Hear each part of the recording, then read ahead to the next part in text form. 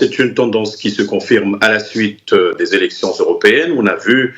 une progression nette du Rassemblement national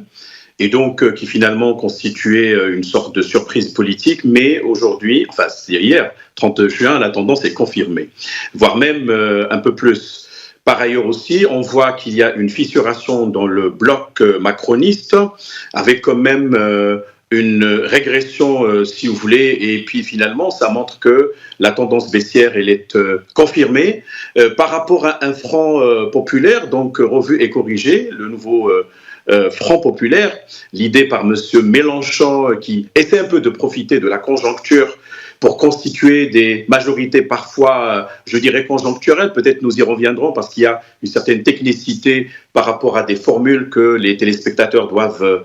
comprendre facilement et aisément, notamment ce qu'on appelle les triangulaires, c'est-à-dire des alliances qui peuvent voir se porter en tête un candidat quand bien même il n'a pas une assise idéologique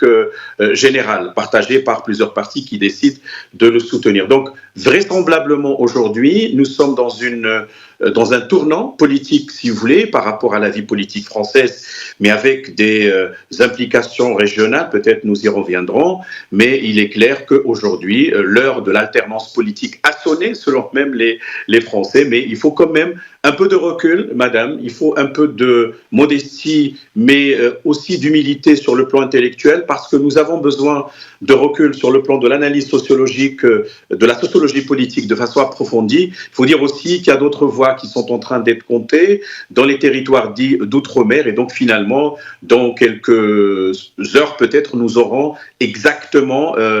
clair la cartographie politique électorale de la France d'aujourd'hui à l'issue du scrutin du 30 juin 2024. Évidemment, il faut attendre le second tour prochainement le 7 juillet.